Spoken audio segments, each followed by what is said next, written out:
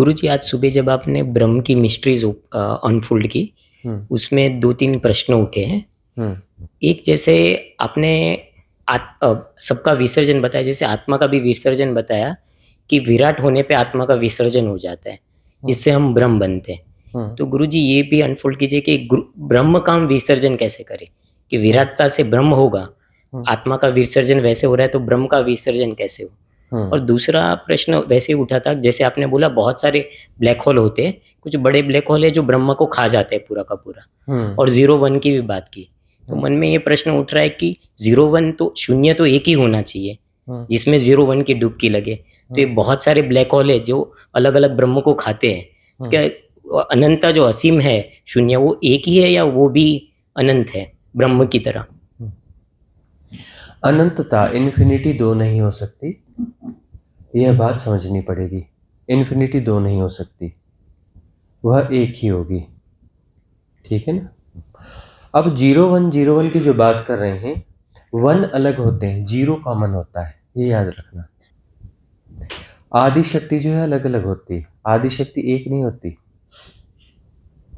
इस ब्रह्म की आदि शक्ति एक है, अलग ब्रह्म की, दूसरे ब्रह्म की आदि शक्ति अलग होगी। जितने ब्रह्म उनकी अलग अलग आदि शक्तियां होंगी, वह स्फुरणा अलग अलग होगी। लेकिन जिस 0 में डुबकी लगती है, 0 कॉमन होगा। अभी जिस 0 1 लैंग्वेज पे टेक्नोलॉजी का डेवलपमेंट चल रहा है बाइनरी पर, उसमें अभी आगे जो रिसर्च आएंगे, तो उस रिसर्च में वह धीरे धीरे स्पष्ट होगा। अभी प्राइमरी लेवल पे है ना सारी चीज़ें, प्राइमरी लेवल पे है रिसर्च, बहुत प्राइमरी लेवल पे है।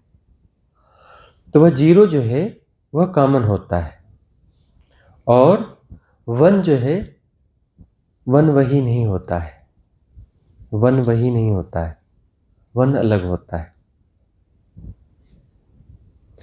तो इस 0 1 के खेल में 0 कॉमन है, मतलब अनंतता एक ही, इन्फिनिटी एक ही। हम अनंत ब्रह्मों की बात कर रहे हैं, तो सारे ब्रह्म इसी 0 में डुबकी लेते हैं, उस प्ले यहीं करते हैं।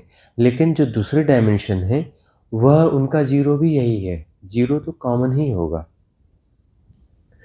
ब्रह्म जो है, ब्रह्म जब पैदा होता है, वह जो बिग बैंग होता है, वह अपने साथ आकाश को भी जन्माता है, वह आकाश को जन्माता है। तो ब्रह्म कितने भी पैदा हों, अनंत अनंतता में हो रहे हैं, लेकिन पास पास में भी दो ब्रह्म पैदा हो रहे हैं और फैल रहे हैं। ब्रह्म का मतलब ही होता है द एक्सपांडिंग यूनिवर्स, फैलता हुआ विश्व। वो बहुत तेजी से फैल रहे हैं, तो भी आपस में नहीं टकराएंगे, क्योंकि उनके भीतर से आकाश भी पैदा हो रहा है। उस आकाश को लेके पैदा होते हैं, उनके विस्तार में आकाश भी फैलता है। तो आकाश अनंत नहीं है, अनंत जैसा भासता है, अनंत है नहीं। तो आकाश एक तत्व है, अनंतता नहीं है। पंच तत्व है ना, तो पंच तत्व में एक तत्व आकाश है, मतलब उसका आकार प्रकार है, तत्व का मतलब उसका आकार प्रकार है। वह अनंतता नहीं है, अनंतता वैक्यूमनेस है। ठीक है ना, एक अलग ही स्तर की वैक्यूमनेस है। आकाश एक तत्व है, वैक्यूमनेस में प्रसारित होता है आकाश। और जो इनफाइनाइट वैक्यूमनेस है, वह डिफरेंट थिंग है। इनफाइनाइट वैक्यूमनेस, निर्वातीय अनंतता, निर्वातीय अनंतता, आकाशिक अनंतता नहीं। आकाशिक अनंतता नहीं होती, निर्वातीय अनंतता होती है। ठीक है ना। और एक और आपने क्या पूछा था? जैसे आपने बताया कि आत्मा का विसर्जन मतलब विराट होना, तो हाँ, तो जिससे सब ठीक है। आत्मा का विसर्जन हुआ, तो विसर्जन होते ही वह जन्म भी है। आत्मा जैसी विसर्जित होती है, तो पुनः जन्म है, वह वैसा ही साइमल्टेनियस होता है। इधर आत्मा विसर्जित हुई, उधर ब्रह्म का जन्म हुआ। ब्रह्म का जन्म साइमल्टेनियस घटना है, उसमें टाइम गैप नहीं होता। टाइम गैप नहीं होता। तो आत्मा के विसर्जन से ब्रह्म होता है और ब्रह्म के बाद में लीला होती है। अभी ये एक लीला है, यहाँ पर जो लीला होगी आत्म तत्व में रहकर के लीला हो सकती है। तो लीला में मन और शरीर का प्रयोग होता है। इसके पार में जो नेति नेति होती है ना, कि मैं शरीर नहीं हूं, मन नहीं हूं, भाव नहीं हूं, भाव नहीं है। तो इसमें जो है इस नेतियों के साथ में लीला होती है, इन नेतियों के साथ में लीला होती है। यह आत्म तत्व के साथ लीला हो सकती है। यदि आत्म काया को जी रहे हो, आत्मा को जी रहे हो, तो यह लीला हो सकती है, क्योंकि मेटाफिजिकल वर्ल्ड तो शुरू हो गया ना आत्मा के साथ में। तो इस जगत की लीला के लिए इस मेटाफिजिकल वर्ल्ड के पार जाना है। वहां से पार जाकर आत्मा को जियोगे तो यहां पर लीला हो जाएगी। ब्रह्म को जी रहे हो तो आत्मलीला हो सकती है। ब्रह्म को जी रहे हो तो आत्मलीला, यह शब्द सुना नहीं होगा क्योंकि यह शब्द है नहीं। तो आत्मलीला होगी, क्योंकि आत्मा से अलग अलग आत्माओं के तल पे लीला हो सकती है।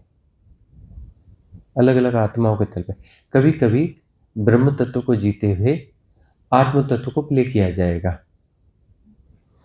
वहां पर उतरा जाएगा आत्म तत्व पर। तुम देखते नहीं सदगुरुओं को, तुम्हारे तल पे उतर के आते हैं, देखते हो ना, तुम्हारे तल पे जीते हैं नहीं दिया।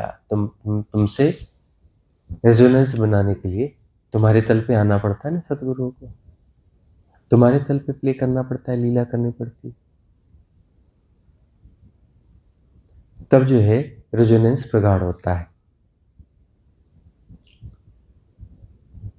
तो सदगुरु तुम्हारे तल पे हमेशा उतरते आए। गुरुओं की बात नहीं कर रहे हम, है ना, सदगुरुओं की बात कर रहे हैं, बहुत रेयर होते हैं। वह जो है तुम्हारे तल पे उतर के आते हैं।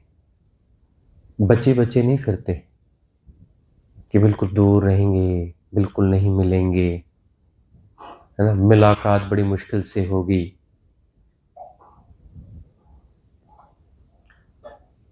सदगुरु जो है सहज होते हैं, इंटरेक्शन उनसे हो सकता है।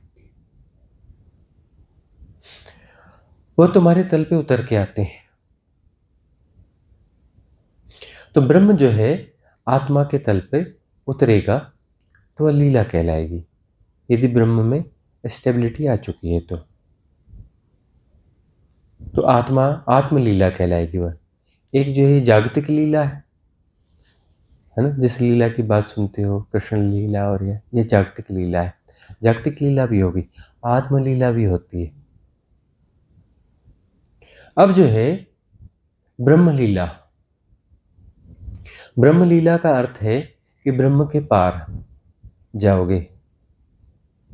ब्रह्म के पार जाओगे तो ब्रह्म के पार जो है सीधे सीधे शिव तत्व में जाओगे ऐसा नहीं है।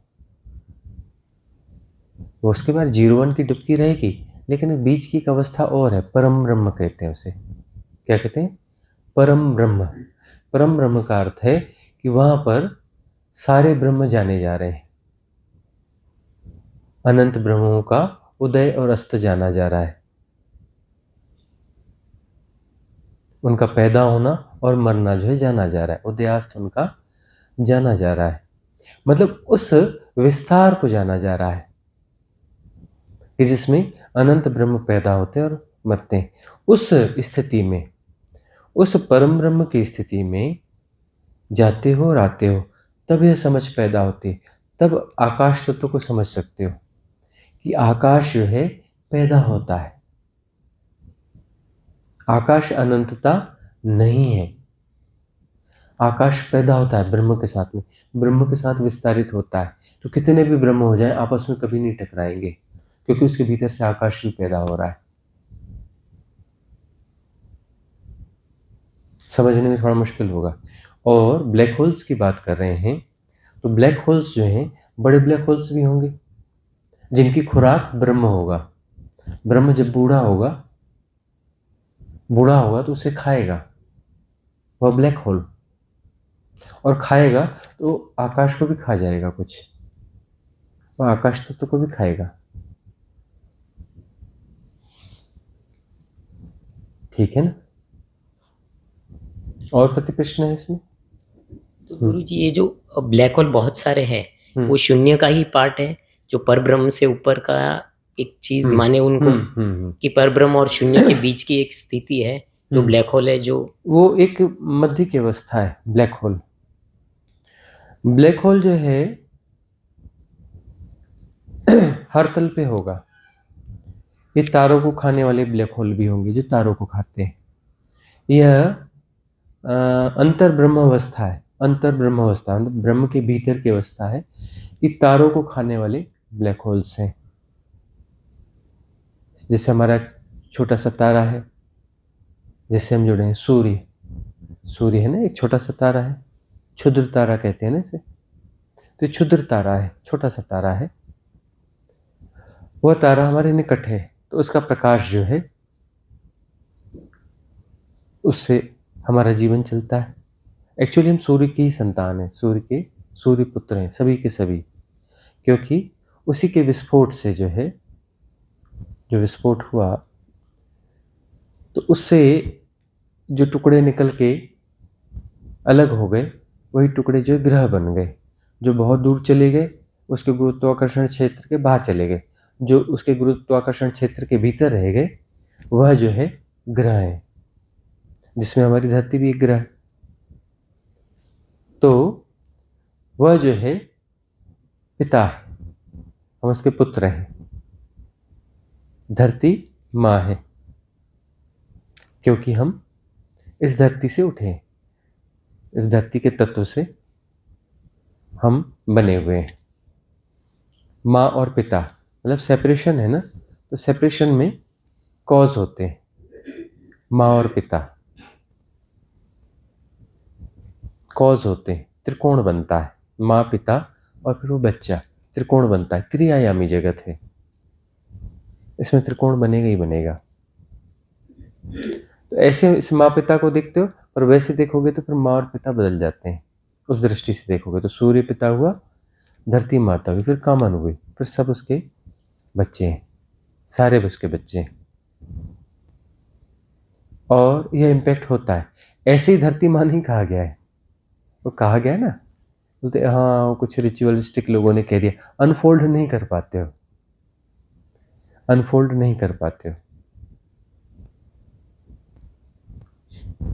पिता है ना, पिता से जो निकल के अलग हो जाती है चीज, और माँ संभालती है गर्भ में, वहीं से तुम उठते हो, उस गर्भ में पलते हो और उसकी छत्र छाया में रहते हो, इसलिए इसे माँ कहा गया। तो सूर्य पिता है और धरती माँ है। तो सूर्य एक क्षुद्र तारा है।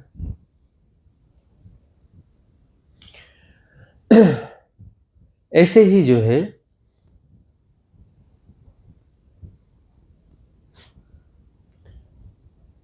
अनंतता में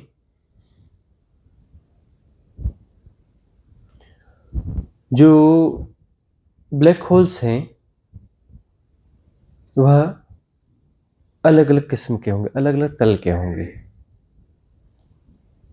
तारों को खाने वाले भी हैं, ब्रह्म को खाने वाले भी हैं।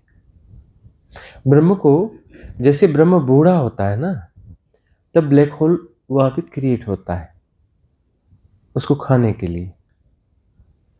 कोई युवा ब्रह्म है, हमारा जो ब्रह्म शैशवावस्था में, इसके आसपास जो है ब्रह्म को खाने वाला ब्लैक होल नहीं मिलेगा।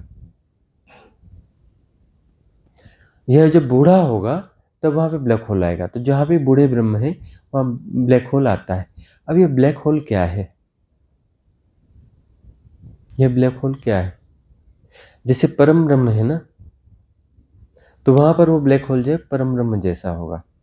अब ब्रह्म का जो ब्लैक होल है, जो तारा खाएगा, है ना, वो खाएगा, संभालेगा और फिर उसे फेंक देगा, फिर नए तारे और नए ग्रह बना देगा, वो यही काम करेगा। वो खाएगा और निकालेगा। इसी में वो ब्रह्म की अंतर घटना है, वो ब्रह्म की अंतर घटना होगी। ब्रह्म का ब्लैक होल जो है ब्रह्म की अंतर घटना होगी। और वो जो बड़ा ब्लैक होल है वो परम ब्रह्म की अंतर घटना होगी,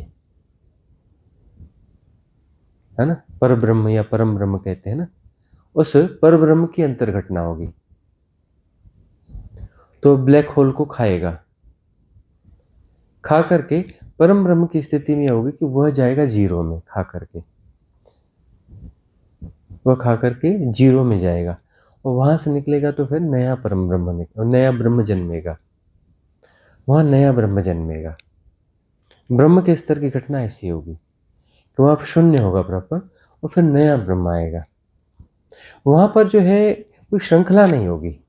जो नया ब्रह्म है ना, वह ये भौतिक तल पर जो है इसकी श्रृंखला नहीं होगी। चेतना पुरानी है, चेतना के तल पे पुराना है, क्योंकि यहाँ पर जैसे जी रहा है कोई और ब्रह्म तत्व को जी रहा है और ब्रह्म तत्व को के साथ में उसने शरीर त्याग दिया और 5 देह त्याग दी। वो छठी काया में फंसा है, फंसा है, मध्य में फंसा है, निम्न में फंसा है, तो ब्रह्म के भीतर फंस जाएगा, है ना। और ऊपर फंसा है, ब्रह्म की अपर लेयर्स में फंसा है, तो फिर वह नया ब्रह्म होगा, वह ब्रह्म के रूप में जन्मेगा।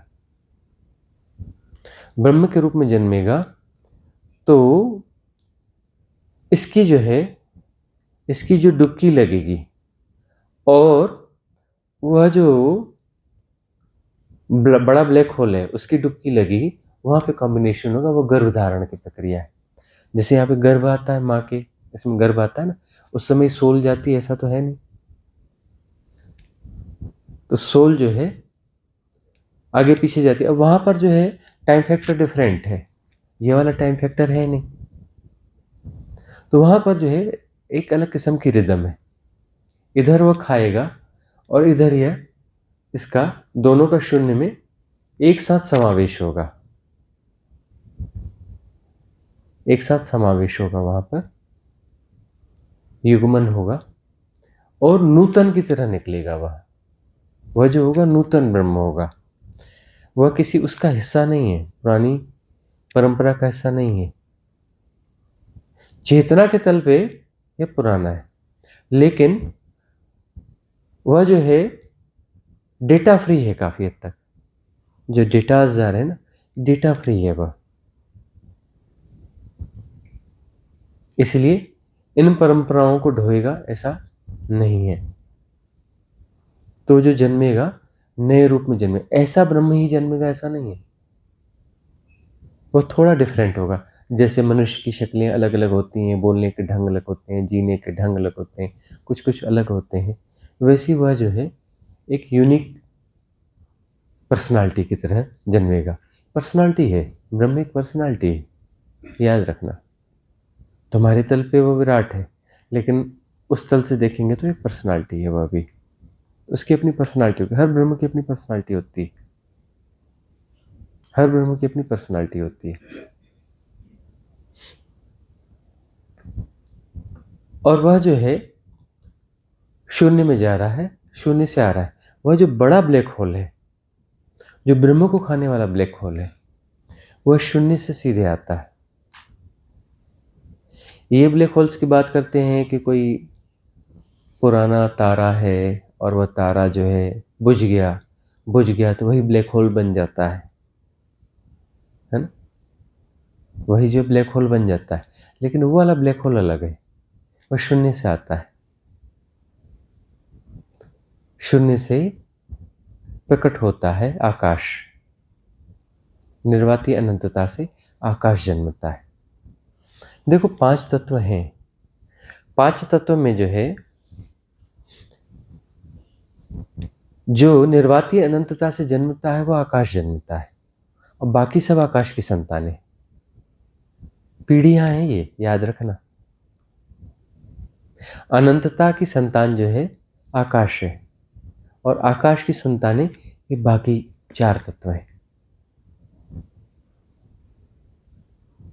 बाकी तो आकाश से सीधे जन्मते हैं, अनंतता से सीधे जन्मते हैं, ऐसा नहीं है। अनंतता से आकाश जन्मता है और आकाश की संतानें फिर बाकी तत्व है। इसलिए इनमें आकाश श्रेष्ठ है बाकी तत्वों में। देखो साधना तो सबकी होती है, जल तत्व की साधना होती है, अग्नि तत्व की साधना होती है ना। इन तत्वों की साधना होती है और इनसे जो है छलांग लगती है, लेकिन इसमें आकाश तत्व की साधना श्रेष्ठ मानी जाती है। ब्राह्मण देशना कहा जाता है आकाश तत्व की देशना को, ब्राह्मण देशना, क्योंकि वह ब्रह्म के साथ जन्मता है ना। आकाश और ब्रह्म एक साथ जन्मता है। एक्चुअली आकाश जन्मता है और बाकी जो उसमें पौद्गलिक विस्तार है वह उसकी संतान है, बाकी चार तत्व।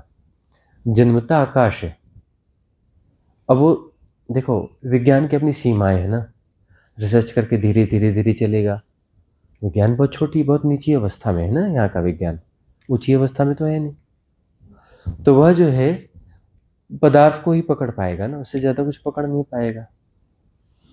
हालांकि यह बात हम कह रहे हैं, जो वैज्ञानिक हैं वो अब इसे पकड़ लें तो इस पर रिसर्च कर सकते हैं।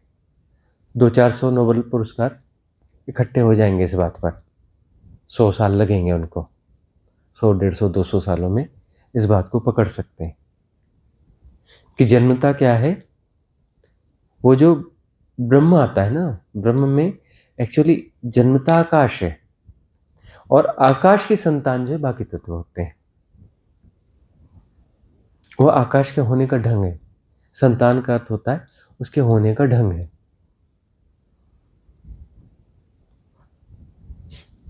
ठीक है ना। वो विज्ञान को देखता है कि हाँ सीधे सीधे विस्फोट में पदार्थ निकला। पदार्थ नहीं निकलता, आकाश निकलता है। आकाश निकलता है और आकाश का फिर रूपांतरण है, वह उसकी संतान है। रूपांतरण कह लो, संतान कह लो, उससे फिर यह चार तत्व निर्मित होते हैं। और प्रश्न है इससे जुड़ा हुआ? हाँ गुरुजी, तो ऐसा समझे हम कि ब्रह्म का मैं पूरा जीवन भी जी लूं, हाँ तो वो चेतना ब्लैक होल में जब जाएगी हाँ खत्म होके, तो भी वो ब्रह्म का अनंत अंत नहीं है, मतलब वहां पे उसको मुक्ति नहीं है कि वो ब्लैक होल से भी वापस चेतना भाई नई रूप में आएगी, तो चेतना सेम ही रहेगी। जो हम डायरेक्ट 0-1 बोलते हैं, हाँ। वो मुक्ति नहीं है। तो ये फिर ब्रह्म मुक्त कैसे हो, वो थोड़ा अनफोल्ड करिए। देखो ब्रह्म के मुक्त होने के लिए यहां से मुक्त हुआ जा सकता है, इस लोअर डायमेंशन से। अनागामी लोग भी होते हैं, अनागामी लोग होते हैं। अनागामी लोक में देखो ऐसा है कि ब्रह्म से जब वो जाएगा, ब्रह्म जो है उसकी ब्रह्म चेतना जो है उसका उन्नयन हुआ है। यदि उसका उन्नयन हुआ है तो 0 के बाद में 1 में फिर इस प्रकार का ब्रह्म नहीं आएगा, शुद्ध चेतना आएगी। शुद्ध चेतना आएगी, विस्तार पाएगी परम ब्रह्म में। मतलब शुद्ध चेतना का अर्थ है कि बड़ा आकाश आएगा। बड़ा आकाश आएगा, उससे सृजन नहीं होगा, उससे सृजन नहीं होगा, उससे अगले अगले तत्व नहीं आएंगे, अगले तत्व नहीं आएंगे। वो परम ब्रह्म के विस्तार को जिएगा। देखो भूमा जो है ना, भूमा का कॉन्सेप्ट वहां पर है, वो जो हम समझा रहे थे, उलझी उलझी गुत्थी है भूमा, गहरी बात है भूमा। भूमा को जो है कहा ठीक से नहीं कहा गया है। तो भूमा जो है वहां की बात है कि वह जो है डुबकी लगी निर्वाती अनंतता में, शिव तत्व में, शिव तत्व में डुबकी लगी और निकलते वक्त ब्रह्म नहीं निकला। यह जो है 5 विकार या 5 तत्व नहीं निकले, उसमें से सिर्फ एक ही निकला, आकाश। तो आकाश जो है वो, उस आकाश का विस्तार बड़ा होगा, ज्यादा तेज होगा, ज्यादा तेज होगा और वह फैलता जाएगा, फैलता जाएगा, फैलता जाएगा। फैलता जाएगा, वह अनागामी है। अनागामी का अर्थ है कि अब वह निचले तल पे नहीं आएगा, आकाश तत्व में ही रहेगा, बाकी 4 तत्व नहीं बनेगा। नीचे तल पे आने का मतलब है कि जल, वायु, अग्नि, हाँ, और क्या, पृथ्वी। हाँ, पृथ्वी कहते हैं, एक्चुअली वो मैटर, पृथ्वी का अर्थ होता है मैटर। पृथ्वी बोलते ही वो ये वाली पृथ्वी आ जाती है दिमाग में ना। तो ये जो है उन 4 तत्वों में नहीं जाएगा, इन 4 तत्वों में नहीं जाएगा, आकाश ही रहेगा। और वो आकाश विस्तारित होगा, वह भूमा का अनुभव है। भूमा अनागामी है, ठीक से समझ लो। अनागामी लोक यानी वह जो है परम ब्रह्म है। परम ब्रह्म यानी अनागामी लोक है। ब्रह्म अनागामी लोक नहीं है, परम ब्रह्म। अब परम ब्रह्म में जो है वह जो आकाश तत्व है, एक डायमेंशन से बंधा हुआ नहीं है। वह जो प्योर आकाश जो जन्मेगा, वह आकाश एक डायमेंशन से जुड़ा हुआ नहीं है, वो पूरे जो है 64 डायमेंशन में फैलेगा। क्योंकि निर्वाती अनंतता, इन्फिनिटी एक है, कॉमन है। 64 डायमेंशन अलग अलग है, निर्वाती अनंतता कॉमन है, वो दो नहीं हो सकती। आकाश अलग अलग होते हैं, आकाश अलग अलग होते हैं, ठीक है। खेल आकाश का ही है, ब्रह्म वगैरह सब आकाश का खेल है, ये याद रखना। और वह जो प्योरीफाइड, वो अवाल आकाश है, जो कि द्वंद्वात्मक नहीं है। वह द्वंद्वात्मक नहीं है क्योंकि उसकी ओर संतानें नहीं हो रही, तो द्वंद्वात्मक नहीं है, वो पूरे डायमेंशन में फैलेगा। क्योंकि निर्वाती अनंतता, इनफाइनाइट वैक्यूमनेस के पैरेलली फैलेगा, वह अनागामी लोक है। उसमें जो है सारी मिस्ट्रीज अनफोल्ड होंगी, उसको सारी मिस्ट्रीज जो है अनफोल्ड हो जाएंगी, और वहां से फिर वह सिकुड़ करके फिर जाएगा, तो फिर उसका लौटना नहीं होगा, फिर लौटना नहीं होगा। देखो लंबा खेल है, यहां से जंप लेकर के सीधा सीधा शिव तत्व में समाहित हुआ जा सकता है, सीधा शिव तत्व में समाहित हुआ जा सकता है, यदि स्टेप बाय स्टेप गए। बड़ी लंबी यात्रा है, बड़ी लंबी यात्रा है। वो तो जो फंसता है ना वो जानता है, और फंसने के तुरंत बात नहीं जानता, कुछ समय बाद जानता है। उसका कुछ समय यानी कितना हुआ, उसके कुछ दिन यानी तुम्हारे हजारों जन्म, अगर टाइम जोन अलग है ना। उसके कुछ दिन बाद उसे समझ में आएगा, जैसे मनुष्य मरता है ना, ये देह मरती है ना, 3 दिन लग जाते हैं इंटेलिजेंट को, इंटेलिजेंट बंदे को 3 दिन लग जाते हैं कि मैं मर गया करके।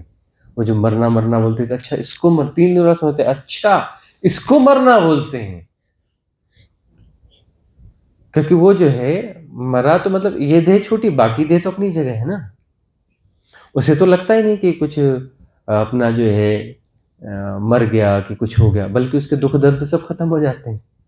इस देह के छूटते ही दुख दर्द सारे खत्म हो जाते हैं। एक विदेहावस्था जैसी अवस्था होती है, विदेह इस देह के साथ छूट गया ना, विदेहावस्था हुई ना। अन्य देह उसके पास है, लेकिन उस देह में विकार, प्रॉब्लम, दुख दर्द ये वो नहीं होते, नहीं होते ना। तो 3 दिन उसको समझने में लग जाते हैं कि अच्छा इसको मरना बोलते थे। अभी डरते हैं, अभी सब लोग डरते हैं, मरने के नाम से कितना डरते हैं। वो मरने के बारे में पता नहीं, हर किसी की हाइपोथेसिस अलग अलग किस्म के हाइपोथेसिस को जीते होंगे, तो अलग अलग किस्म से डरते हैं। कोई कम डरता है, कोई ज़्यादा डरता है, डरते सभी है ना। तो 3 दिन लग जाते हैं, किसी को 13 दिन लग जाते हैं।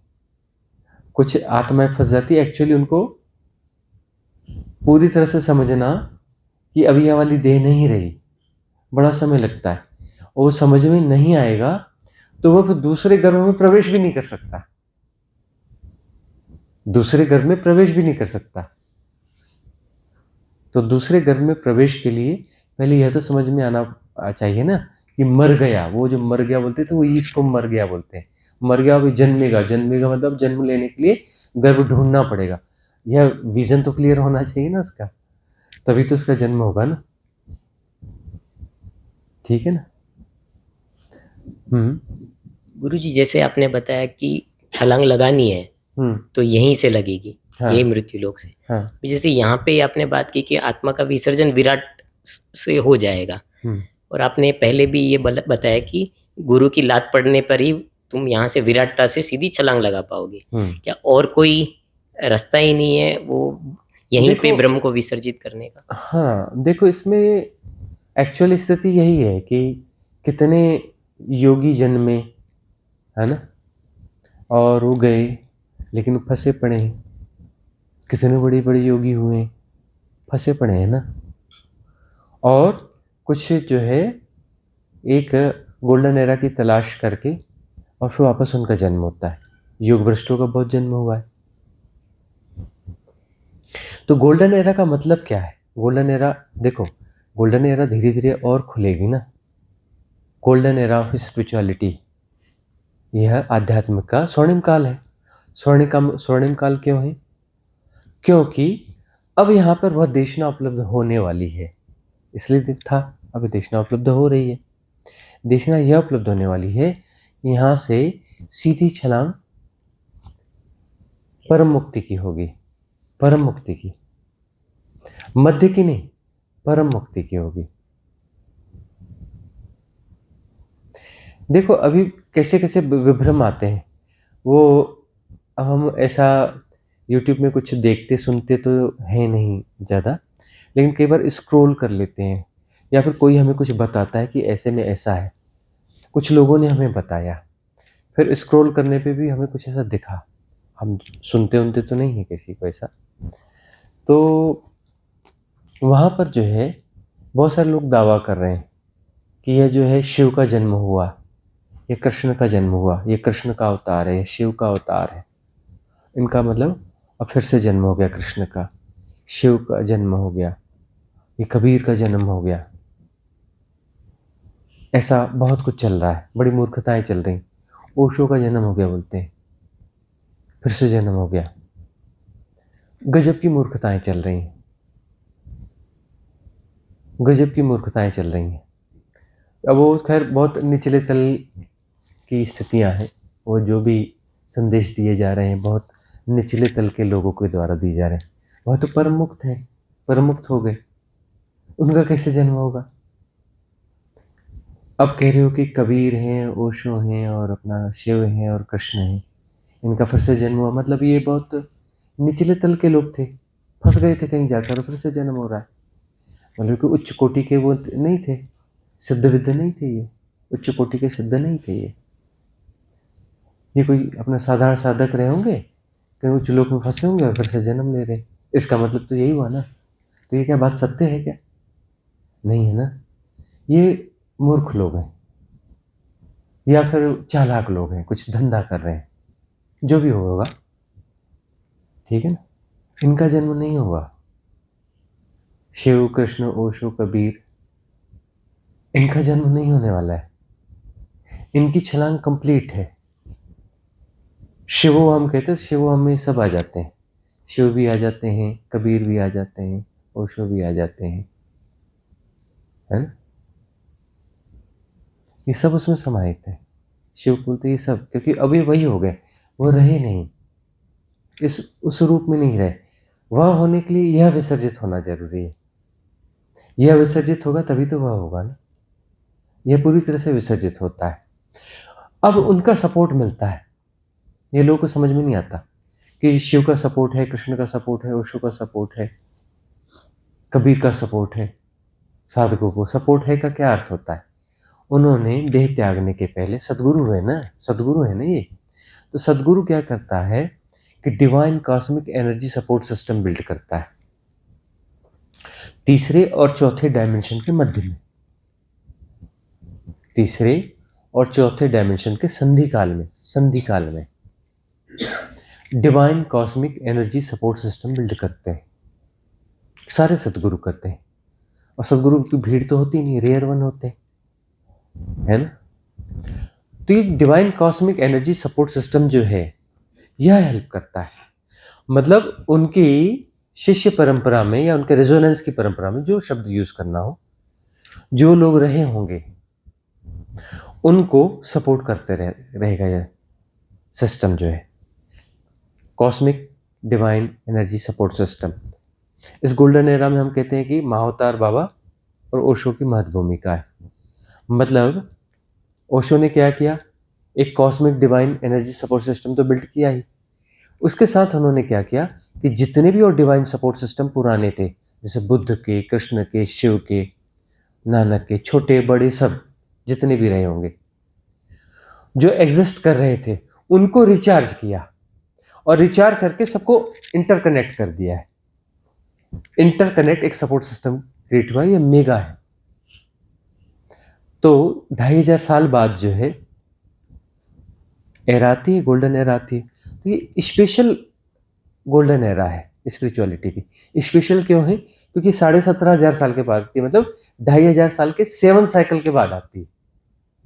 2,500 का जो 7 का साइकिल जब कंप्लीट होता है 17,500 साल बाद, तब ये गोल्डन एरा आती है। तो ये गोल्डन एरा ओशो और महाअवतार बाबा की कृपा से 17,500 साल के बाद में फलित हुई है। ये ज्वाइंट वेंचर है, महाअवतार बाबा और ओशो का ये ज्वाइंट वेंचर है, जिसमें कि ये स्पेशल गोल्डन एरा बनी। और गोल्डन एरा का मतलब क्या है? इसका मतलब ये है कि अब जो है वो जंपिंग बोर्ड दिया जाएगा सीधे, और सीधे का अर्थ है कि रेयर वंस के साथ नहीं, मतलब ऐसा जरूरी नहीं कि वो सदगुरु होगा और वही मुक्त होगा। उस स्टेज पे कोई सदगुरु ही जाएगा ना? नहीं नहीं, अब साधक भी जाएगा। गोल्डन एरा का मतलब है सदगुरु ही जाएगा ऐसा नहीं, साधक भी जाएगा, उसमें साहस हो तो। और हम वही कहते हैं कि हम वह अधूरा काम करने के लिए हैं जो ओशो से रह गया, क्योंकि उनका देह त्याग हो गया, गलत तरीके से देह त्याग हुआ, पॉइजन देके हुआ। पॉइजन नहीं होता, ओशो से शरीर हमारे बीच में मौजूद होते, अभी भी होते। और ये धरती ऐसी नहीं होती, इस धरती में आर्मीज नहीं होती, अलग अलग गवर्नमेंट्स नहीं होती, और जो है अंधी दौड़ नहीं होती, ये पागलपन नहीं होता। साधना मुख्य मार्ग होता, हर व्यक्ति साधना में होता। ये अलग अलग धर्म वर्म सब खत्म हो गए होते।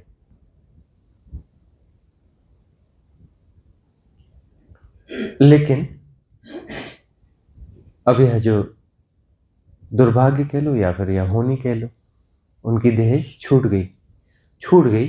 तो वह जो काम है हमारे जिम्मे आया, पूरा काम आया नहीं आया। हमारे जिम्मे कौन सा काम आया? जो सुपात्र हैं, साधक, जो साधक सुपात्र हैं, वह divine cosmic energy support systems जो हैं पुश करेंगे अपने उन सुपात्र साधकों में। उनके 1000 हैं तो 1000 को नहीं करेंगे, उसमें से कौन सा हीरा है उसको हमारे पास पुश करेंगे कि हाँ आओ। वह सिलेक्टेड बीइंग्स जो है हमारे पास आएंगे, उसमें जो टिक पाएंगी, टिकना भी जरूरी है, जिनकी पात्रता वहां तक है कि हम तक आ गए, अब वो टिकेंगे तो पात्रता का विकास होगा। पात्रता का विकास होगा तो जंप हो पाएगा, टिकना पड़ेगा, इस देशना को हजम करना पड़ेगा। हम बार बार समझाते हैं हमारी देशना पूरी तरह से समझ में नहीं आएगी, लेकिन बस भीतर जाने देना है, समझना जरूरी नहीं है। इस देशना को पूरा समझना जरूरी नहीं है, सिर्फ भीतर जाने देना है। डिफिकल्ट मैटर है, समझना अनिवार्य नहीं है, भीतर जाने देना अनिवार्य है। इन सिद्ध क्रियाओं को अप्लाई करना जरूरी है। इस एरा के हिसाब से आती है, हमें भी नहीं पता होता कौन सी सिद्ध क्रिया नहीं है। 2 सेकंड 1 सेकंड कभी आधा मिनट, 1 मिनट, उसके पहले पता चलता है कि ऐसी आने वाली है। पूरा प्रारूप भी फिर क्लियर नहीं होता, पर पूरा प्रारूप धीरे से खुलता है कि क्या होने वाला है। ठीक है ना? तो ये सिद्ध क्रिया कुछ अंदर काम कर रही होती, समझ में नहीं आएगा। जो दिखेगा ना वो छोटा मोटा अनुभव होगा, जो काम करती है ना वो तो समझ में आएगा ही नहीं कि क्रिया काम क्या करती है भीतर जाकर। ये खोपड़ी में नहीं आने वाला। तो जो है ओशो जैसे सदगुरु की जो महत्व भूमिका होनी थी, उसमें सब कुछ होना था। सृष्टि का भी पूरा काम होना था। सृष्टि वाला काम हमारे जिम्मे में नहीं है कि आर्मीज खत्म होंगी, पूरी दुनिया एक होगी, यह होगा वह होगा। वह काम हमारे जिम्मे नहीं है। हमारे जिम्मे सिर्फ जंपिंग बोर्ड है और कुछ नहीं। जंपिंग बोर्ड, उसको दुरुस्त करना है और सीधे जंप, ब्रह्म के भी पार, परम ब्रह्म के पार टिकना पड़ेगा। जो लोग टिक नहीं पाएंगे इस जंपिंग बोर्ड से, उन्हें जंप तो मिलेगी, उच्च लोक के देवता हो जाएंगे, हो सकता है कोई अनागामी लोक में चला जाए। जो पूरा हजम नहीं कर पाएंगे, आके छोड़ के भी जाएंगे, वो विचलन में ही जिएंगे, ट्रांजिट फेज में ही जिएंगे। ट्रांजिट फेज अनिवार्य होगा, तेज वाला होगा। जैसे श्रोतापन्न बुद्ध के संक्रमण में जो आते थे वो श्रोतापन्न हो जाते थे। ओशो के संक्रमण में आ गए, वही श्रोतापन्न हो जाते थे। बुद्ध के संक्रमण में मतलब उनके संग सानिध्य में जिसने कुछ समय बिता लिया है तो उसके ज़्यादा से ज़्यादा 7 जन्म होंगे, उससे ज़्यादा जन्म नहीं हो सकते। ओशो के संसर्ग में कोई आ गया है, थोड़े समय के लिए भी आ गया, कोई उनके कार्यक्रम में तबला बजाने के लिए आ गया, ऐसे बुला लेते थे, तबला बजाया, थोड़ी देर रहा, पैर पड़ के चला गया, श्रोतापन्न हो गया। उसने साधना वाधना कुछ नहीं करी, बाद में भूल भी गया, वो श्रोतापन्न हो गया। बुद्ध के सानिध्य में साधना करी इसने काफी समय तक, तो श्रोतापन्न हो जाएगा। ओशो के सानिध्य में आके तबला बजा के चला गया, श्रोतापन्न हो गया, श्रोतापन्न हो गया वह। तो वही स्टेज है कि यहाँ आकर के रेजोनेंस में जो रह के चला गया, या कुछ देशनाएं सुन ली उसने, हमारी देशनाएं सुन ली, समझ में आई नहीं आई का सवाल है ही, श्रोतापन्न हो गया। ज्यादा से ज्यादा 7 जन्म होंगे, ज्यादा से ज्यादा, लेकिन ऐसा मुश्किल है हमारे साथ। जो संग साथ में आया, थोड़े समय के लिए भी आया, 7 जन्म मुश्किल है।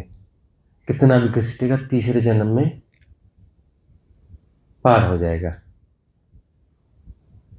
और जो टिक जाएगा तो उसकी पात्रता बन ही जाएगी।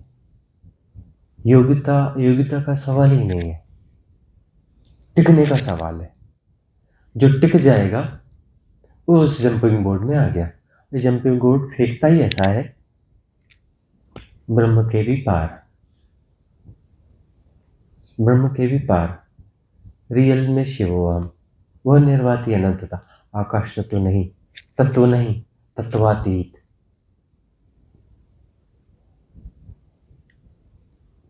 तत्वातीत। तो यह जो है गोल्डन एरा में, ये गोल्डन एरा है क्या और क्या है ये समझना चाहिए। गोल्डन एरा हुई कैसी? तो हम कहते हैं शिवम ध्यान है, ठीक है ना। शिवम ध्यान में इन दोनों को प्रणाम करते हैं, है उसमें महाअवतार बाबा और ओशो को प्रणाम करके वो ध्यान शुरू होता है, क्योंकि इन दोनों की भूमिका में से ही है वह एरा पैदा हुई है।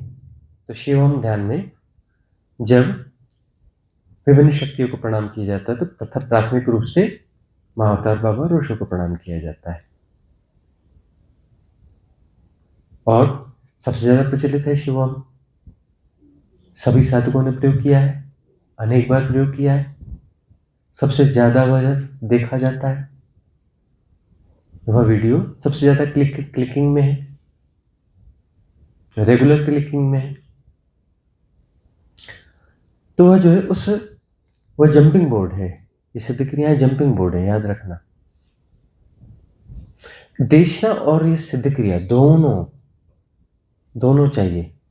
देशना को भी भीतर जाने देना पड़ेगा। चिंता छोड़ दो कि समझ में आ रही कि नहीं आ रही। अरे देशना ऐसी खोपड़ी की ताकत कितनी है जिसको समझ पाए। यह देशना आई इस तरीके से रही है ना कि खोपड़ी उसका आधा अधूरा कुछ छोटा मोटा कुछ पकड़ पाएगी, पूरा तो पकड़ पाएगी ही नहीं इसको। इस खोपड़ी की ताकत के बाहर है, पूरा हजम नहीं कर सकते, खोपड़ी नहीं कर सकती, लेकिन अपने भीतर जाने दो, उसको भीतर का रास्ता दे दो, भीतर जाने दो। वह अंतराकाश को ढूंढ लेगी, वहां फैल जाएगी, वह प्रज्ञा हो जाएगी। शब्दों में समझ में आए ना आए, प्रज्ञा हो जाएगी। बुद्धि तो शब्दों से समझेगी ना, भीतर जाने दो, प्रज्ञा हो जाएगी, विजडम बन जाएगी है। और विजडम के साथ में धीरे धीरे धीरे धीरे ऐसी ऐसी चीजें समझ में आने लगेंगी, इतनी सूक्ष्म चीजें समझ में आने लगेंगी, आश्चर्यचकित हो जाओगे, आश्चर्यचकित हो जाओगे। ऐसी घटनाएं घटती हैं। फिर किसी की फैक्ट्री में हम चले जाते हैं, किसी के वहां चले जाते हैं, कुछ टेक्नोलॉजी वाली उसमें हम चले जाते हैं, तो वहां पर जो है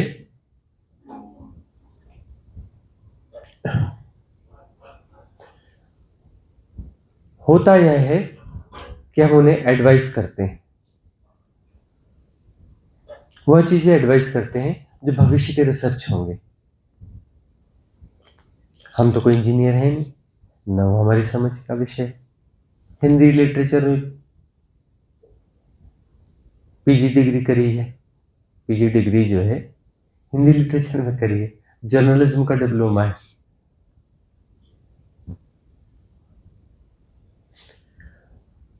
लेकिन वहां पर चीजें अनफोल्ड होने लगती हैं कि ऐसे में ऐसा रिसर्च करोगे तो ऐसा हो जाएगा। अब जो है रास्ता तो दे दिया, रिसर्च कब तक कर पाते हो देख लो, कि इस पे 5 साल में करोगे कि 10 साल में करोगे कि 100 साल लगाओगे कि 500 साल लगाओगे, लेकिन वे ये है, वे बता देते हैं यह वे इससे ऐसा, इससे ऐसा, इससे ऐसा। तो भीतर उतरने दो, एक खास किस्म की विजडम बनेगी, सब कुछ अनफोल्ड होने लगता है वहां पर। इसको खून मांस मज्जा बन जाने दो, इस देशना को। एक एक जो सेल्स है, एक एक जो जीव कोष्ठ है, उसके जीव द्रव्य में जाकर के यह प्रज्ञा फैल जाएगी। एक एक कोष्ठ में जाकर के यह विजडम जो है फैल जाएगी, और वह जंपिंग बोर्ड जो है वर्किंग हो जाएगा। अधूरा जंपिंग बोर्ड नहीं होगा, इसके साथ लगो रहोगे तो उसकी स्ट्रेचिंग वहां तक हो जाएगी कि वो फेंक सकता है, बीच की सारी सीढ़ियों को पार करवा देगा। क्योंकि ब्रह्म होने के बाद तो बुरा फंसोगे। ब्रह्म होकर बड़ी उच्च अवस्था है, बड़ी उच्च अवस्था नहीं, बड़ी बुरी फसावट है, बड़ी बुरी फसावट है ब्रह्म हो जाना, गजब की फसावट है।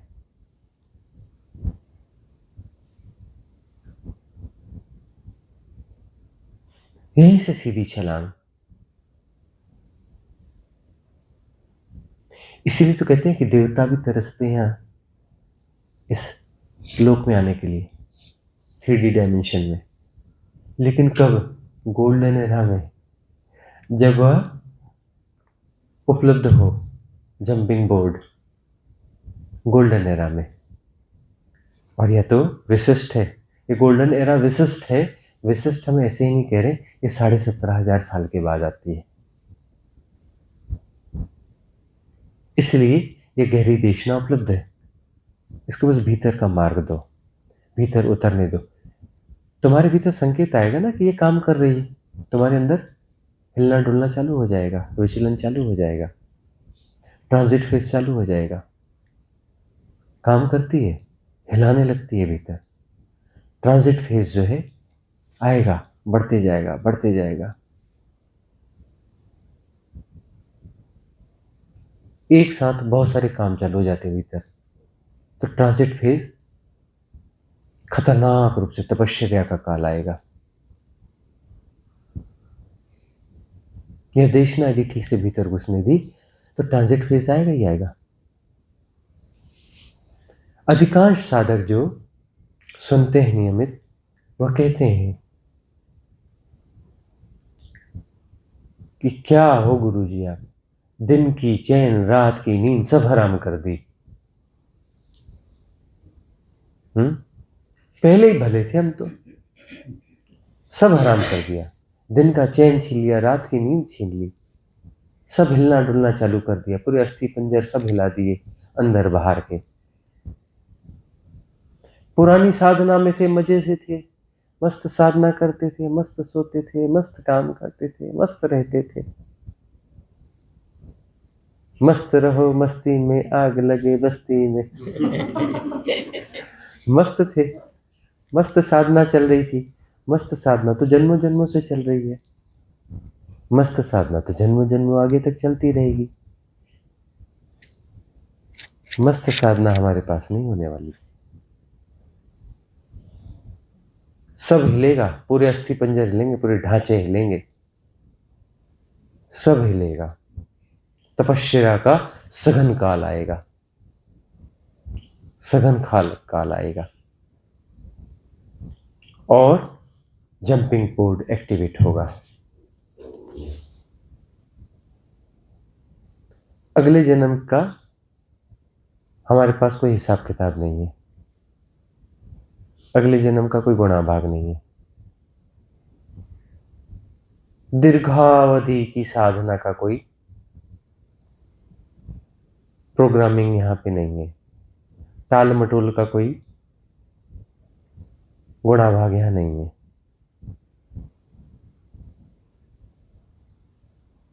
किसने देखा कल, किसने देखा अगला जन्म?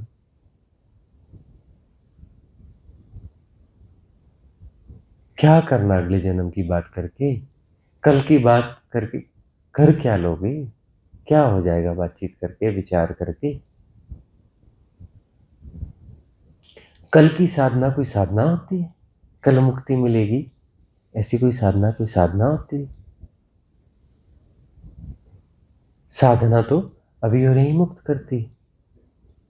साधना से उठो तो जो बैठा था वह नहीं उठना चाहिए, परिवर्तित उठना चाहिए। मतलब काम हो रहा है। हर सिद्ध क्रिया के बाद तुम उठे और जैसे कि तैसे उठ गए, तो मतलब क्रिया या तो ठीक नहीं है या तुम्हारी साधना में ईमानदारी नहीं है, दोनों में से कोई एक बात होगा।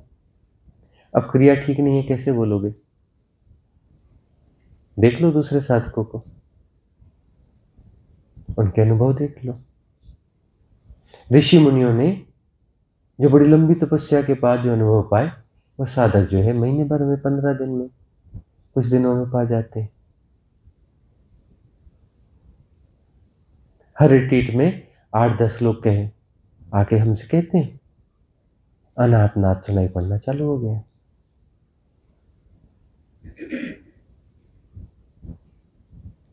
हर हफ्ते खबर आती है कुछ न कुछ साधकों की कि कुंडलिनी जागरण हो गया। हर हफ्ते आती है, हर महीने कोई ना कोई खबर आती है कि बेवकूफ़ी हो गई। क्या बेवकूफ़ी हो गई? बोले अंतिम छलांग होनी थी, वहां से लौट के आ गए। इस बेवकूफ़ी की खबर भी आती है, हर महीने आती है। बहुत सारे ऐसे साधक हो गए योग भ्रष्ट कहते हैं ना, हम उसे कहते हैं अवसर चूका नहीं। एक अवसर चूक गया, कोई बात नहीं, साधना में लगे रहो, डरना नहीं अब। क्योंकि उसके बाद जो है ना, पोस्टपोनमेंट बहुत स्ट्रांग हो जाता है। जो अंतिम छलांग लेने से कोई लौट के आया ना, तो फिर साधना ऐसी करता है कि वह ऊंचाई दोबारा ना मिले। अपने आप को साधक भी कहता रहे, नहीं मैं साधना कर भी रहा हूं, और वो इस तैयारी से करता है कि वह हाइट दोबारा नहीं मिलनी चाहिए जहां से मुझे भय आया था। खुद पोस्टपोन करता है।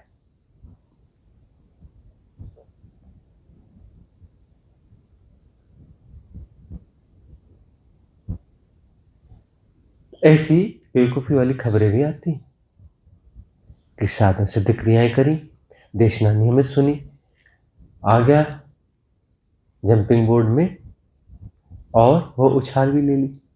जब वो अंतिम स्थिति होनी थी, वहां से भय से लौट आया।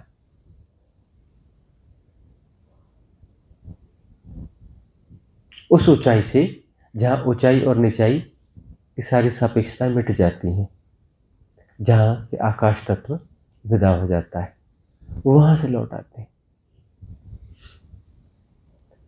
लिस्ट बन गई ऐसे साधकों की।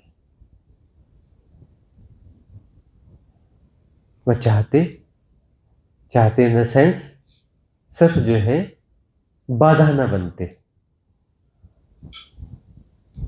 स्थगन की बाधा ना बनते, वह स्थगन की जो बाधा ना बने होते, बात बन गई थी। लौट आए।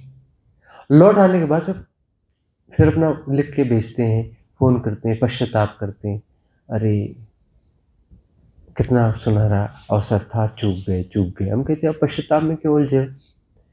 अरे पश्चाताप का सवाल ही नहीं है, साधना वापस कंटिन्यू कर लो, वो स्थिति वापस आ जाएगी। लेकिन पश्चाताप में उस मैट्रिक्स को देखो कि तुम जो है अब डर रहे हो वैसी साधना को करने के लिए जिससे कि वो वापस वह छलांग लग जाए। ये जो मोह होता है ना, जड़ों में, जड़ें जो गाड़ के रखी है ना, नाभि में जो जड़ें गाड़ के रखी है ना, इसलिए आज जो सिद्ध क्रिया थी नाभि के क्लिंजिंग की थी, वहां तुम्हारी जड़ें कुछ गड़ी हुई तो नहीं है, उन जड़ों की सफाई हो जाए, नहीं तो उस ऊंचाई से गिरते हो, उस बड़ी ऊंचाई से गिरते हो, योग भ्रष्ट होते हो।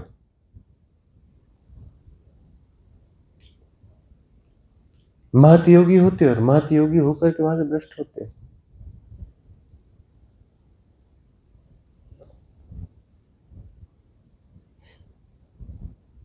अगला प्रश्न आपका ही है या किसी और का है? हाँ, क्या प्रश्न है? गुरुजी प्रश्न तो कुछ और था, पर अब इसी से रिलेटेड एक प्रश्न है। जैसे अभी बात हुई कि यहाँ से डायरेक्ट हमारी छलांग लग सकती है, तो गुरुजी आत्मज्ञानी हुए बिना ये छलांग संभव है यहाँ से? देखो, उस छलांग में बीच की सारी स्टेजेस आएंगी। अब तुम टाइम जोन में फंसे हुए हो, टाइम इल्यूजन को जी रहे हो, तो तुम्हें लगता है कि पहले एक स्टेज आएगी, उस एक स्टेज को जिएंगे, एक स्टेज आएगी उसको जिएंगे, फिर अगली स्टेज, यह तुम तय करते हो। इसलिए तुम्हारी ग्रेजुअल ग्रोथ होती है। वह छलांग इकट्ठी भी हो सकती है, क्यों नहीं हो सकती? टाइम इल्यूजन में फंसे हो ना। वह जो आत्म की घटना घटेगी, तुम्हें लगता है सेकंड की है, वह सेकंड वेकंड काम नहीं करते, वहां सेकंड वगैरह काम नहीं करते। उस छलांग के बीच में आत्म तत्व, ब्रह्म तत्व की जो स्टेजेस हैं, उन स्टेजेस को भी जिया जाएगा। तुम्हारे इस गुणा भाग में नहीं होगा। तुम्हें लगता है हाँ आत्म तत्व इसमें अब रहेंगे कुछ सालों तक, फिर कुछ साल बाद वह आएगा। ये जो धीमी वाली जो प्रोसेस होती है ना, ये जो प्रोसेस होती है ना, ये अगले जन्मों पे अपने आप फैल जाती है, अगले जन्मों में चली जाती है। जो ग्रेजुअल वाले हैं ना, वो ज्यादा फंसते हैं।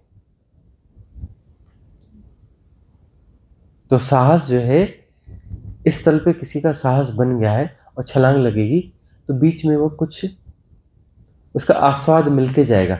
लेकिन वो आस्वाद तुम्हें लग रहा है तो कोई सेकंड का कोई हिस्सा है, लेकिन तुम उससे पूरा जी लोगे वहां पर, क्योंकि वहां टाइम जोन नहीं, यह टाइम जोन नहीं है। उस आत्म तत्व को तुम वहां जी लोगे, जी करके क्रॉस करोगे। कुछ साल वाला चक्कर नहीं है वो, कुछ सेकंड का भी सवाल है, लेकिन सेकंड में पूरा जी लोगे, उस सेकंड में पूरा जी लोगे। अरे जब शरीर छूटता है तो सेकंड्स में पूरी रील चलती है कि नहीं? पूरा ऐसा नहीं है कि कोई फिल्म फास्ट मूव वाली, कौन सी फिल्म देखते हैं एकदम वो फास्ट करके, हाँ, फास्ट फॉरवर्ड, हाँ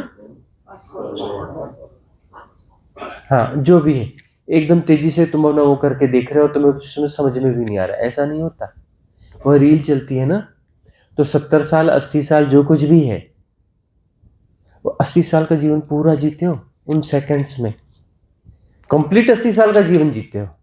ऐसा मत सोचना कि कोई उसमें एकदम से तेजी से दिख गया, दिख भी के नहीं गया, रिलीविंग होती है पूरी। वह फिर से पूरा 70 साल 60 साल 80 साल का जीवन कंप्लीट जीते हो आप कुछ सेकंड्स में।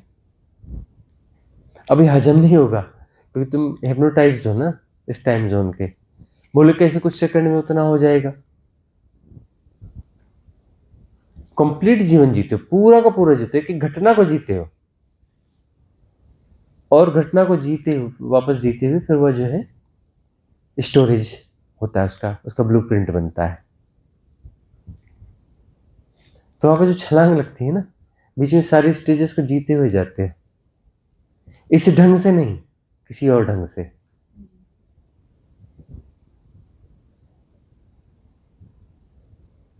अगला प्रश्न किसी का है? हाँ, कम्युनिटी का कोई प्रश्न है? एक आध प्रश्न ले लेते हैं और फिर सभा का समापन करेंगे। शशांक मिश्रा जी का प्रश्न है कानपुर से। गुरुजी सादर प्रणाम। आज देशना सुनते हुए एक प्रश्न आया कि क्या 7 चक्र हमारे 7 शरीरों के प्रवेश द्वार है और सुषुम्ना में प्रवेश के भी यही माध्यम है? कृपया मार्गदर्शन करें। 7 चक्र हैं और 7 शरीर हैं। क्या इन शरीरों का प्रवेश द्वार यह चक्र है? यह जो 7 बिंदु हैं, 7 चक्र हैं, इस जो शरीर के साथ सन्नद्ध हैं, वो हर देह का संक्रमण बिंदु या द्वार है।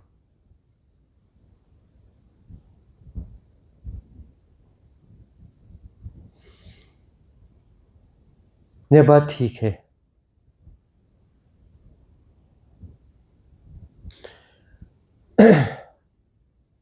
तुम्हारा पहला शरीर और पहला चक्र प्रकृति है, मतलब इसी शरीर का है। प्रकृति का अर्थ है मूलाधार जो है वह इसी शरीर से जुड़ा हुआ है, उससे प्रजनन होता है ना मूलाधार से, वह प्रकृति का हिस्सा है। ऊपर के चक्र जो हैं फिर अलग अलग शरीरों के साथ जुड़े हुए हैं क्रमशः। तुम्हारा दूसरा चक्र स्वादिष्ठान जो है आकाश शरीर इथरिक बॉडी के साथ जुड़ा हुआ है। तुम्हारा जो तीसरा शरीर है कॉजल बॉडी एस्ट्रल बॉडी, वह जो है मणिपुर के साथ में जुड़ा हुआ है। हालांकि वह शरीर निकलेगा तो जो सिल्वर कार्ड जो है वो इस नाभि के साथ ही जुड़ी रहेगी, क्योंकि नाभि ही केंद्र है। लेकिन तीसरी बॉडी जो है उसका प्रवेश द्वार देखेंगे तो मणिपुर है। चौथी बॉडी का जो प्रवेश द्वार है वह अनाहत चक्र है मनस्काया का। पांचवी बॉडी विशुद्धि, उसका यह द्वार है पांचवें शरीर का, स्पिरिचुअल बॉडी आत्मकाया का। और आज्ञा चक्र जो है यह प्रवेश द्वार है ब्रह्मकाया का। और ब्रह्मरंध्र जहां पे होता है ब्रह्म क्षेत्र में, तो वह परम तत्व की तरफ वहां से छलांग हो सकती है, या फिर ब्रह्म की उच्च अवस्था में फंसना हो सकता है। इसलिए उसका ब्रह्मरंध्र ही नाम है कि ब्रह्म की किसी स्टेज में वहां पे फंस भी सकते हो, लेकिन ब्रह्मरंध्र खुलने पर ब्रह्म की उच्च स्टेज में भी जा सकते हो और ब्रह्म के पार भी हो सकते हो, दोनों चीजें। आज्ञा चक्र से ब्रह्म का निम्न तल मिलेगा, ब्रह्मरंध्र से ब्रह्म का उच्च तल मिलेगा और उसके पार भी हो सकते हो, उसके पार भी हो सकते हो। प्रश्न का पूरा आ गया कि कुछ हिस्सा रह गया उसमें? उसमें गुरुजी ऐसा भी था कि और सुषुम्ना में प्रवेश के भी यही हाँ। माध्यम है। सुषुम्ना में प्रवेश जो है, सुषुम्ना देखो कि एक नाड़ी है जो कि पौद्गलिक नहीं है, दिव्य ऊर्जा से बनी हुई है ना, दिव्य ऊर्जा से बनी हुई। अब यह ऊर्जा जो है कुंड से उठेगी। कुंड तुम्हारा दिखता है क्या? ऑपरेशन में दिखेगा क्या? किसी एक्सरे में या किसी वो तरह तरह के टेस्ट होते हैं आजकल, उसमें दिखेगा कुंड? नहीं दिखता ना, लेकिन कुंड है ऊर्जा का, तो डिवाइन एनर्जी है, नॉर्मल एनर्जी नहीं है वह, ठीक है ना। तो वहां से जो है ऊर्जा उठती है। वीर में बड़ी ताकत होती है, वीर में बड़ी ताकत होता है, क्या क्या मतलब है? वीर इटसेल्फ जो भी है पौद्गलिक है, लेकिन उसमें डिवाइन एनर्जी आबद्ध है, आबद्ध है। और वही वीर से जो है, क्योंकि देखो कई फूड है उसमें जीवन है, जीवन है मतलब उसमें दिव्य ऊर्जा, दिव्य ऊर्जा तुम्हारे भीतर, तुम जीवित उसको ही खाते हो ना, जो मतलब पौधे से निकला उसमें जीवन था, फिर वो पदार्थ खाते हो ना, पत्थर मिट्टी कांच ये तो नहीं खाते ना, वह खाते हो ना। तो उसमें वह एक चीज तो समाहित है, दिव्य ऊर्जा। वह दिव्य ऊर्जा जो है फिर उसके साथ में वीर्य, जब वो शोधित हो करके भोजन तुम्हारा वीर्य बनता है, दिव्य ऊर्जा उसमें जाती है। तो दिव्य ऊर्जा जो है वही फिर कुंड में ट्रांसफर होगी, कुंडलिनी शक्ति जो बनती है कुंड में ट्रांसफर होगी, और कुंड में अन्य सीधे स्रोत से आई हुई दिव्य ऊर्जा भी यही है जो सीधे सीधे ब्रह्म से आ रही है। और वह जो दिव्य ऊर्जा है, यदि वह ठीक ठीक मात्रा में हो गई और तुम्हारे बैरियर्स नहीं है, आग्रह दुराग्रह या वैसा कुछ नहीं है, तो ऊपर उठेगी और नॉक करेगी स्वादिष्ठान को, नॉक करेगी, और स्वादिष्ठान चक्र यदि ठीक है तो वह नाड़ी और विकसित होकर के अगले चक्र तक जाएगी, और विकसित नहीं है तो वहां से टकरा के लौट आएगी। यह नाड़ी तो स्वादिष्ठान चक्र वाली नाड़ी तो मतलब कभी कभी बन ही जाती, कॉमन मैन की बन जाती है, बीच में और बन जाती है। कई कॉमन में भी कहते हैं मेरी पूरी रीढ़ में सुरसुरी हो गई, कुछ कहते हैं ना, और ये ऐसी घटना थी, ऐसी घटना थी, मेरी पूरी रीढ़ में सुरसुराहट भर गई, कंपन हो गया। मतलब वहां पर जो है इंटेंशन एक तरफ इतना ज्यादा हो गया, कोई जो बैरियर क्रिएट कर रहा था, बैरियर क्रिएट करने वाली जो ऊर्जाएं थी वो सब उधर चली गई, बाधा कुछ बनी बची नहीं, तो वह जो कुंड से ऊर्जा निकल के ऊपर चली गई, कुछ ऊर्जा जितनी थी ऊपर चली गई, तो सुरसुरी महसूस हुई, मतलब सुषुम्ना कुछ हद तक बन गई। इसलिए एडवेंचर का बड़ा वो होता है, पता है ना, वो जो जंप, क्या वो जंप करते हैं ना, बंजी जंप, वो सीधे कूद जाते हैं, बंधा रहता है पहाड़ में, वहां कूद जाते हैं, वो बंधी रहती है रस्सी। और एक और क्या, स्काई डाइविंग होता है, स्काई डाइविंग में ऊपर प्लेन से कूद जाते हैं, पैराग्लाइडिंग भी होती है। इन सब में क्या होता है कि एडवेंचर जो है, एडवेंचर का शौक इसलिए होता है उस समय पूरी तरह से वहां, जैसे अब खतरा सामने है तो वहां चले गए, ऊर्जाएं सारी वहां सन्नद्ध हो गई, तो इस बीच में क्या होता है, कुंड से ऊर्जा निकल के सुरसुरी होती है, वो ऊर्जा जो है यहाँ तक आती है। तो एडवेंचर गेम में वह झलक मिलती है, थोड़ी सी वननेस की झलक मिलती है। क्यों? क्योंकि सारे चक्रा जो है अलाइन हो रहे हैं ना, एक हो रहे हैं ना, अलाइन हो रहे हैं, तो वननेस की झलक मिलती है। इसलिए एडवेंचर गेमों का इतना आकर्षण होता है। कोई भी खतरा होता है ना तो वहां पर कुछ आनंद भी आता है, खतरे में बहुत ज़्यादा खतरा हो तो जो कुछ भी हो, लेकिन कुछ आनंद भी आता है। वो आनंद यही है वननेस का, कि वहाँ पर जो है सुषुम्ना क्रिएट हो जाती है, किसी अन्य कारण से हो जाती, लेकिन हो जाती। उसमें इतनी ऊर्जा नहीं चढ़ती कि कुंडलिनी शक्ति जाग गई। इतनी ऊर्जा तो साधना से बनती है ना, और साधना से बनती है तब कुंडलिनी शक्ति जागरण, मतलब ढेर सारी। वो नाड़ी तो बन गई, नाड़ी के भीतर से फ्लो भी तो चाहिए ना ऊर्जा का। नाड़ी बन गई, नाड़ी की सुरसुरी आ गई, और नाड़ी तो नली है ना, वो तो नली है ना, तो नली के भीतर से ऊर्जा का प्रवाह भी तो चाहिए। ऊर्जा की नाड़ी बनी और उसके भीतर से प्रवाह भी हो गया, तो वह कुंडलिनी शक्ति हो गई। कुंडलिनी शक्ति का जागरण कहा जाता है। तो सुषुम्ना नाड़ी जो है साधना के माध्यम से बनती है। तो बैरियर्स काटने हैं, हर चक्र की शुद्धि होनी चाहिए। चक्र की शुद्धि हो जाती है, सभी समस्त चक्रों की शुद्धि हो जाती है, तो जो है सुषुम्ना नाड़ी बन जाती है। ये दो चक्र ज़्यादा बाधा बनते हैं, एक तो अपना स्वादिष्ठान और एक मणिपुर, ये ज़्यादा बाधा बनते हैं। इसलिए इस दोनों चक्रों पर विशिष्ट ध्यान विधि, विशिष्ट सिद्ध क्रिया जो है वह दे दी गई। अब ये जो है सन्नद्ध होते हैं ना, स्वादिष्ठान जो चंद्रमा के साथ थोड़ा ज़्यादा सन्नद्ध होता है, मणिपुर सूर्य के साथ ज़्यादा सन्नद्ध होता है। और ये दो जो हैं, ये दोनों ग्रह कुछ ज़्यादा ही प्रभावित करते हैं, ज़्यादा ही प्रभावित करते हैं शरीर को, मन को, शरीर को ज़्यादा प्रभावित करते हैं। तो यहाँ पर ये बैरियर्स ज़्यादा बनते हैं, इसलिए इनकी विशिष्ट जो सिद्ध क्रियाएं हैं दे दी गई हैं। यह हो गया, तो बाकी में उतनी समस्या नहीं बनती है। तो आज की सभा का विसर्जन करेंगे। एक क्वेश्चन है, हाँ पूछ लो। हाँ, जैसे अभी ब्रह्मरंध्र से पार होने में गुरु कृपा हेल्प करती है हमें। देखो, गुरु कृपा है तो ही साधना है, लेकिन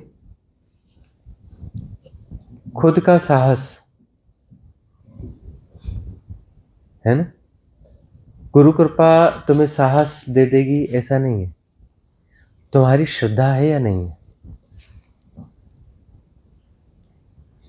श्रद्धा को भी ठीक से समझा नहीं गया है, श्रद्धा को ठीक से समझा नहीं गया है।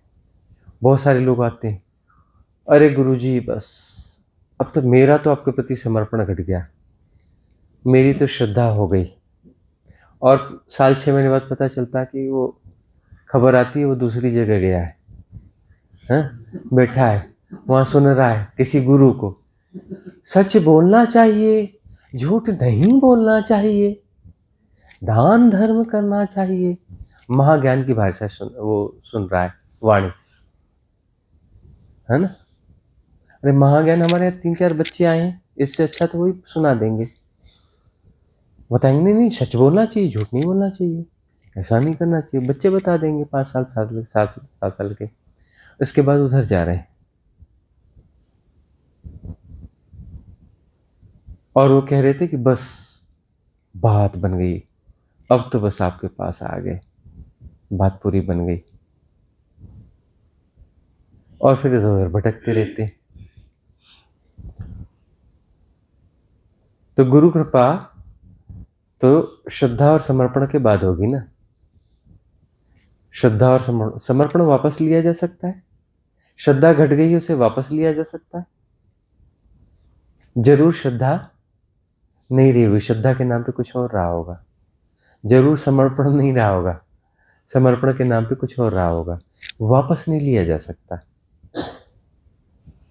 वह वापस नहीं लिया जा सकता।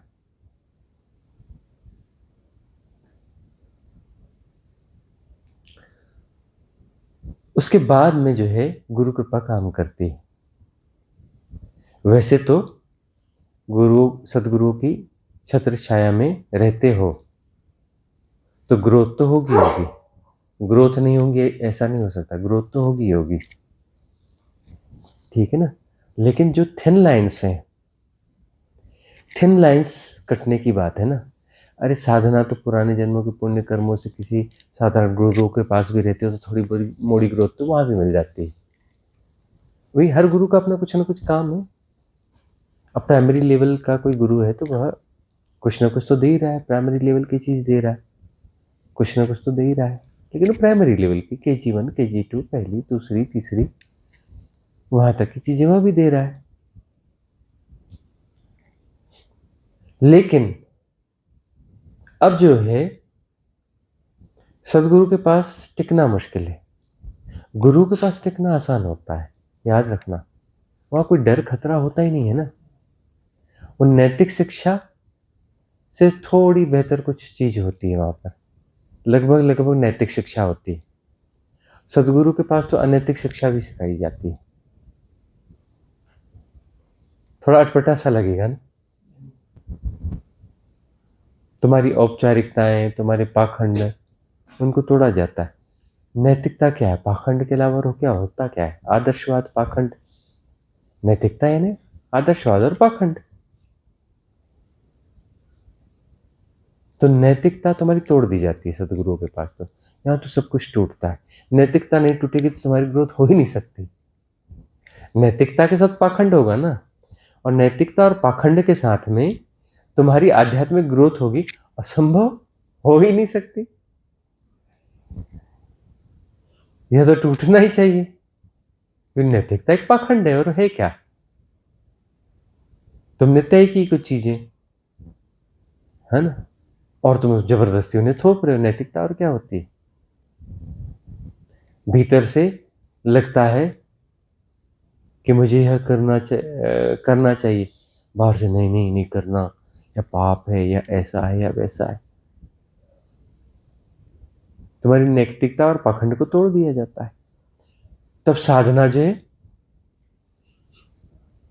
छलांग लेती है, साधना का उन्नयन होता है। साधना का उन्नयन होता है तो तुम्हारे भीतर जो रहता है ना कि मुझे यह करना चाहिए, वो लालसा ही खत्म हो जाती है।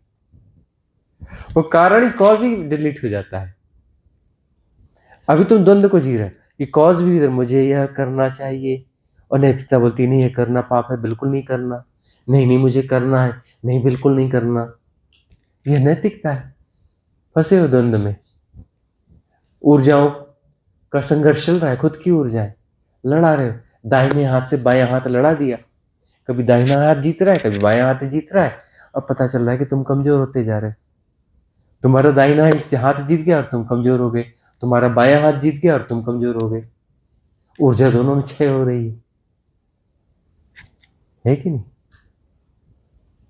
तो नैतिकता और आदर्शवाद जो है सब पाखंड है। इसका विसर्जन होना चाहिए। इसका जो है विसर्जन होना चाहिए। तो सदगुरु के पास टिकना मुश्किल होता है क्योंकि तुम्हारे खिलाफ है वह, और तुमको उनके पास टिकना है, और सदगुरु तुम्हारे खिलाफ है। तुमको इधर से तोड़ेगा, उधर से तोड़ेगा, जिधर से पकड़ के आओगे उधर से ही मारेगा। वो तुम्हारे खिलाफ है। सदगुरु तुम्हारे पूरी तरह से खिलाफ है, तुम्हारे समर्थन में है ही नहीं, और तुमको छोड़ेगा ही नहीं। इधर से तोड़ेगा, उधर से तोड़ेगा, उधर से तोड़ेगा, तुम्हें कूट पीस के पूरा खत्म कर देगा, छोड़ेगा नहीं वो तुम्हें। वो तुम्हारे खिलाफ है, पूरे खिलाफ है। तुम्हें इतना भी नहीं छोड़ेगा, कहीं से भी नहीं छोड़ेगा, कूट पीस के मार डालेगा, तुम्हें चूरा चूरा कर देगा। बचोगे नहीं, बहुत मुश्किल है। वो तुम्हारे खिलाफ है। तुम उस सदगुरु की शरण में हो जो तुम्हारे खिलाफ है। अब तुम देख लो तुम्हारी श्रद्धा कितनी, टिके रहना पड़ता है। वो तुम्हारे खिलाफ है, और यह भी तय है कि तुम्हें छोड़ेगा नहीं, किसी कीमत पे नहीं छोड़ेगा, और तुम्हें टिके रहना है। देख लो तुम्हारी श्रद्धा है या नहीं है। इन परिस्थितियों में जा चलो अपने आप को।